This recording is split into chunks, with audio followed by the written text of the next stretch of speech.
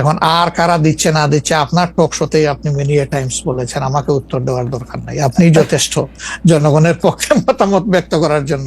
আপনি বহু সময় এই কথাগুলো রিপিট করেছেন। আমরা কিন্তু এর পক্ষে নাই এবং আমাদের বিরুদ্ধে এই ধরনের কোনো কমপ্লেইন কোথাও নেই।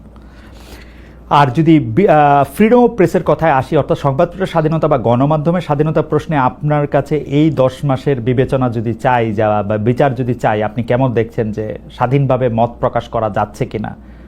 মানে সংখ্যা যারা সংখ্যায় কম তারাও তাদের মতামত দিতে পারছে কিনা? জি না, সেটা আমি আসতেছি।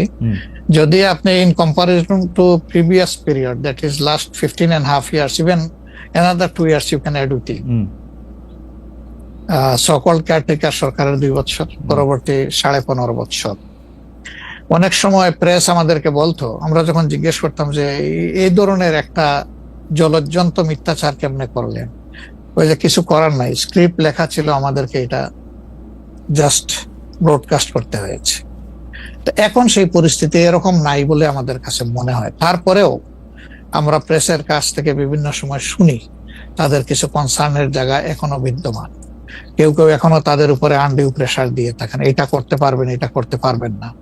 এটা যদি থাকে, একটা মিনিমাম রেঞ্জেও থাকে, তাহলে তো আমরা কমপ্লিট ফ্রিডম অফ স্পিচ বলতে পারছি না, ফ্রিডম অফ এক্সপ্রেশন আমরা বলতে পারছি না। এটা কিছুটা যে এখনো প্রিভেল করছে, এটা আমরা অনুভব করি। তবে আমরা ফিল করি যে প্রেসকে তাদের মতোই রোল প্লে করতে দেওয়া উচিত। আর প্রেসের কাছেও আমাদের প্রত্যাশা, তারা যেন সাদাকে সাদাই বলেন, সাদাকে অন্তত ধূসর বানাবেন না, এবং কালোকেও তারা মানে সার্ফ এক্সেল দিয়ে সাদা বানাবেন না।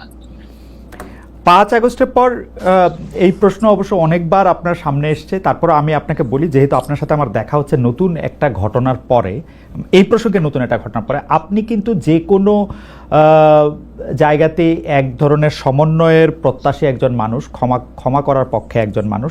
আপনি সর্বশেষ যে আওয়ামী লীগের রাজনীতি নিষিদ্ধ করা হলো এবং দলকে আসলে তার সকল কার্যক্রম নিষিদ্ধ করা হলো, এইটা নিয়ে আমরা দেখেছি যে আপনার দলকে যারা সমর্থন করেন তারাও সেই নিষিদ্ধের দাবি করেছেন। কিন্তু আমি আপনার পার্সোনাল মতামত জানতে চাই যে আপনি এটা আসলে লাইক করেছেন কিনা, বা আপনি এটা পছন্দ করেছেন কিনা, বা আপনার যদি একক ক্ষমতা নেয়ার মানে সিদ্ধান্ত নেয়ার, আপনি আপনার একক সিদ্ধান্ত প্রয়োগ করতেন, তাহলে আপনি এটা করতেন কিনা? দেখেন, এখানে অনেকগুলা বিষয়। আমাকে ইদানিং ফরেন মিশনের যারা বাংলাদেশে আছেন, এনভয় বা আপনার রাষ্ট্রদূত যারা আছেন, তারাও জিজ্ঞেস করেন যে ন্যাশনাল রিকনসিলিয়েশনের একটা জায়গা থাকা উচিত কিনা। আমি বলি অবশ্যই উচিত। তবে বিষয়টা হলো যে আমাদের ওন্ড গুলা একদম তাজা, ট্রমা গুলা এখনো, মেন্টাল এবং ফিজিক্যাল ট্রমা এখনো বিদ্যমান। হাসপাতালের বেডে এখনো রয়ে গেছে ইনজিওর্ড পার্সন গুলো। শহীদ পরিবারের অনেকেই তাদের আপনজনের লাশও এখন পায় নাই, লাশের সন্ধান বা কবরের সন্ধানও পায়নি। সো এটা একদম তাজা একটা বিষয়। যেমন আমরা যদি সাউথ আফ্রিকার কথা ধরি, তাহলে ডিকেডস আফটার ডিকেডস এটাকে হিলিং করতে, রিকনসিলিয়েশনে আনতে সময় লেগেছে। অতএব মিনিমাম একটা সময় দিতে হবে। আওয়ামী লীগের ক্ষেত্রে কি হয়েছে, তাদেরকে নিষিদ্ধ করা হয়নি, তাদের কার্যক্রমের উপরে মানে নিষেধ আরোপ করা হয়েছে, তারা ফাংশন গুলা করতে পারবেন। 15.5 বছর তো তারা সুযোগ পেয়েছিলেন। এই দেশে ফেয়ার ডেমোক্রেসি তারা চাইলে কিন্তু কালচার করতে পারতেন এবং ইতিহাসে স্মরণীয় হয়ে থাকতে পারতেন। কিন্তু আসলে আপনিও তো তাদের অনেক কর্মকাণ্ডের প্রতিবাদ করেছেন অত্যন্ত জোরালো ভাবে। আগের আপনার ঠিকানা থেকে, বর্তমান ঠিকানা থেকে, সব জায়গা থেকে আপনি যেখানে যখন ছিলেন আপনি করেছেন। কেন করলেন? এই জিনিসগুলো অ্যাকসেপ্টেবল ছিল না, এই জন্যই তো করেছে। তো তারা তো 15.5 বছর মানুষকে তাদের কোনো ডেমোক্রেটিক এবং পলিটিক্যাল রাইট দেয় নাই। জাস্টিস পাওয়ার রাইটটাও তারা স্ন্যাচ করে নিয়েছিল। এই ধরনের সবগুলা রাইটই তো কার্যত তারা কেড়ে নিয়েছিল। আপনি যদি প্রেসের কথা বলেন, এখন তো অ্যাটলিস্ট যখন তখন যাকে তাকে, প্রধান উপদেষ্টাকে একটা কথা বলেছে ঢুকাই দাও, মামলা একটা দিয়ে তাকে সাথে সাথে ঢুকাই দাও, এই কাজ তো এখন হচ্ছে না। আয়নাগরের ঘটনা তো এখন একটু একটু হইতেছে মাননীয় আমির। না, একজন ইউটিউবার এটা- আছেন সাব্বির, তাকে জেলে দিয়ে দেওয়া হয়েছে, প্রধান উপদেষ্টাকে কি জানি না বলছে। না না, আমি বলতেছি, সেটা আমি বলছি যখন তখন হচ্ছে না, ঘন হচ্ছে না, হুম, দুই একটা কেস হইতেই পারে, এটা এক্সেপশন। হুম, কিন্তু আগে তো এটা ছিল প্র্যাকটিস এন্ড র্যান্ডম, এটা কিন্তু এখন হচ্ছে না। ওকে। তারপরে তারপরে আপনি দেখেন যে আয়নাগরের যে বিষয়টা, মানুষকে ধরে নিয়ে ঢুকাই দাও, হোয়ার অ্যাবাউট কেউ জানে না, তার ফ্যামিলি জানে না যে মানুষটা বেঁচে আছে নাকি মরেই গেছে। যদি মরে যায় তার কবর কোথায়, আদৌ জীবনে দেখবো কিনা তার কবরটা, সেটাও তো প্রশ্ন। এরকম তো ঘটনা ঘটেছে, এবং যাদেরকে আয়নাগরে নেওয়া হয়েছে তারা কিন্তু সবাই ফিরে আসেননি। হুম, তারা অনেকেই এখনো আমরা জানি না তারা কোথায় আছে, হুম, আদৌ বেঁচে আছেন কিনা। তো এগুলা তো এখন হচ্ছে না। আর বায়বীয় মামলা যেটা বলা হয় সরকারের পক্ষ থেকে, এখন সরকারের পক্ষ থেকে সেরকম মামলা নেই। হুম, এখন মামলা হচ্ছে পলিটিক্যাল যারা বিভিন্ন পার্টিজ আছেন তারা, সেই ক্ষেত্রে এক এক দলের এক একটা দৃষ্টিভঙ্গি। আমাদের দৃষ্টিভঙ্গি হচ্ছে যে ফর ফেয়ার জাস্টিস কমপ্লেইনটা অফ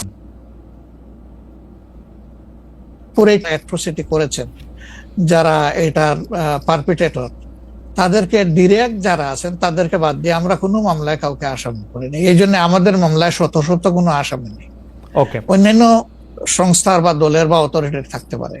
তো এই জিনিসগুলোর কিছুটা হলেও ডেভেলপমেন্ট হয়েছে, কিন্তু আরো অনেক হওয়ার প্রয়োজন আছে এবং সুযোগও আছে। এই ক্ষেত্রে আমি শুধু একটা লাইন করে একটু বোঝার জন্য, যে মানে আওয়ামী লীগ নিষিদ্ধ করা হয় নাই, আওয়ামী লীগের কার্যক্রম নিষিদ্ধ করা হয়েছে, দুইটার মধ্যে তফাৎ কি আসলে? মানে তারা মানে কি করতে পারবে আর কি করতে পারবে না, মানে একজন আওয়ামী লীগ কি করতে পারবে এখন?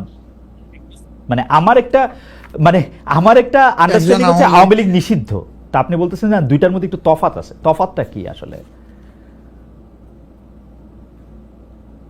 দেখেন, নিষিদ্ধ তো আমাদেরও করা হয়েছিল, তাই না? এবং একবার না, আমাদের এই সংগঠনের জন্মের পরে দফায় দফায় আমাদেরকে নিষিদ্ধ করা হয়েছে। নিষিদ্ধ যখন কোনো সংগঠনকে করা হয় তখন এই সংগঠনের ব্যক্তিরাও বিভিন্ন ধরনের সমস্যায় পড়ে যান, এর সাথে রিলেটেড ব্যক্তিরা, এমনকি তাদের স্বাভাবিক জীবনযাত্রাটাও তাদের পক্ষে চালায় নেওয়া সম্ভব হয়। তারা যদি সমাজের কোনো ক্রিমিনাল ব্যক্তি নাও হয়ে থাকেন, তবুও তাদের উপরে সমস্যা আরোপ হয়েছে।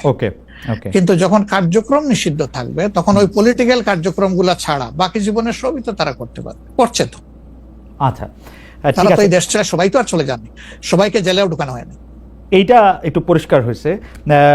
জনাব যুদ্ধপরাধের মামলায় জামাত নেতা এটিএম আজহারুল ইসলাম খালাস পাওয়ার পর আপনি একটি সংবাদ সম্মেলনে বলেছেন, জামায়াতে ইসলামী বা তার কোনো নেতাকর্মীর মাধ্যমে কেউ ক্ষতিগ্রস্ত হয়ে থাকলে তার কাছে নিঃশর্ত ক্ষমা চাই।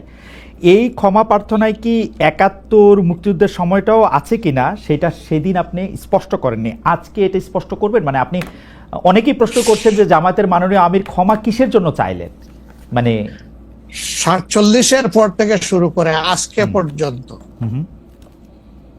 শুধু ৭১ না, ৪৭-এর পর থেকে শুরু করে আজকে পর্যন্ত আমাদের দ্বারা যত মানুষ যত জায়গায় কষ্ট পেয়েছে, কেউ যদি ক্ষতিগ্রস্ত হয়ে থাকে, সেই মানুষগুলো তাদের সকলের কাছে আমি বিনা শর্তে ক্ষমা চেয়েছি। কেন ক্ষমা চেয়েছি? আমরা মানুষ, ইন্ডিভিজুয়াল মানুষ যেমন ভুল করতে পারে, মানুষের সমষ্টি একটা দলেরও বিভিন্ন ভুল সিদ্ধান্ত থাকতে পারে। কোনটা ভুল কোনটা সঠিক ইতিহাস এটা নির্ধারণ করবে। আজকে যেটাকে ভুল বলা হচ্ছে, কালকে এটাই হয়তো সবচেয়ে বড় সঠিক হিসাবে প্রমাণিত হবে। আর ইতিহাসের পালাবদলে রাজনীতিতে সবাই জিতে না, কেউ জিতে কেউ হারে। আমরা আদর্শবাদী একটা দল, আমরা বিশ্বাস করি আমরা মানুষ, ভুলের ঊর্ধ্বে নই। আমাদের দ্বারা, আমাদের সহকর্মীদের দ্বারা মানুষ বিভিন্ন ক্ষেত্রে কষ্ট পেতে পারে, ক্ষতিগ্রস্ত হতে পারে। আমি সব কিছুর জন্য কোনো শর্ত আরোপ না করেই মাপ চেয়েছি। ওকে, মানে ৪৭ এবং থেকে মাপ চাওয়ার মধ্যে কোনো পরাজয় নাই, অবশ্যই নাই। ৪৭ থেকে আজ পর্যন্ত যে কোনো কিছুর জন্য মানুষ আপনাদের কাছ থেকে যদি কোনো ধরনের আঘাত পেয়ে থাকে তার জন্য আপনি দুঃখ প্রকাশ করেছেন বা ক্ষমা চেয়েছেন। এর ভিতরে সব ঢুকে গেছে, কোনো কিছু বাদ নাই। ওকে, এভরিথিং ইনক্লুডেড। আচ্ছা, এবং এটা আনকন্ডিশনাল, মানে অ্যাপোলজি দিয়ে আনকন্ডিশনাল পার্ডন সিক করেছে। এইটা কি ডক্টর শফিকুর রহমান, আমি আসলে যেহেতু আপনার সঙ্গে আমার মানে নানা সময় কথা বলার সৌভাগ্য হয়েছে, মানে পর্দার বাইরে পর্দার ভিতরে, সেটা আমি জানি বলেই আমি আমার প্রশ্নটা করছি যে আপনি যে ৭১টাকে এই ৪৭ থেকে আজ পর্যন্ত একসাথে বললেন, এর কি কোনো বিশেষ কারণ আছে নাকি মানে না না না না না না, কোনো বিশেষ কারণ নাই। আমার মানবিক মূল্যবোধের জায়গা এবং আমার দায়িত্বের জায়গা থেকে আমি বলেছি, অনুভূতির জায়গা থেকে, দায়িত্ব এবং অনুভূতির জায়গা? বিশেষ কোনো কারণ।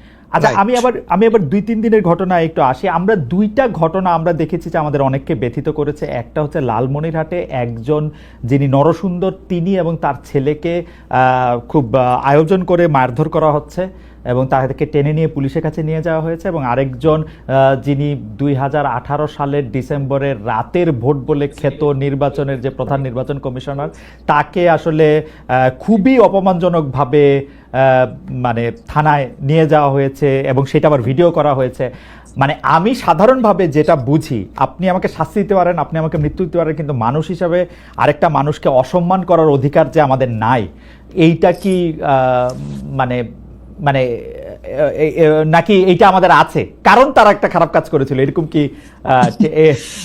মানে আমি জানি না, মানে অনেকে তার আরেকজন, জি আপনি বলেন। আরেকজন খারাপ কাজ করেছেন বলে আমিও করব? এটা কোনো যুক্তি? আমি আরেকজনের খারাপে কষ্ট পেলাম, ক্ষতিগ্রস্ত হলাম, এখন আমি সেম অথবা ওয়ার্স দেন দিস আরো খারাপ কিছু করলাম তার সাথে, সেটা কি কোনো মানবিক আচরণ বলে গণ্য হবে? নিশ্চয়ই না। তবে দেখেন, আমরা এটাকে কখনো সমর্থন করি না, কিন্তু পরিবেশ, প্রেক্ষাপট, স্থান, কাল, পাত্র, মানুষ কোনো জিনিসকে যখন লাইক করে না, তখন প্রকাশ্যে হয় তার প্রতিবাদ করে, না হয় মনে মনে ঘৃণা করে, অথবা সে শক্তি থাকলে প্রতিরোধ করে। এই তিনটা স্টেজ থাকে, এটা হাদিসের ভাষা অনুযায়ী। তো এই অবস্থায় আমরাও তো ভিজিবল সেই রকম প্রটেস্ট অনেক ক্ষেত্রেই করতে পারি না, কিন্তু আমরা এগুলাকে মনের দিক থেকে সাপোর্ট তো করি না, আমরা বরঞ্চ মনে করি যে এগুলা আরেকটা অপরাধ, ডেফিনেট।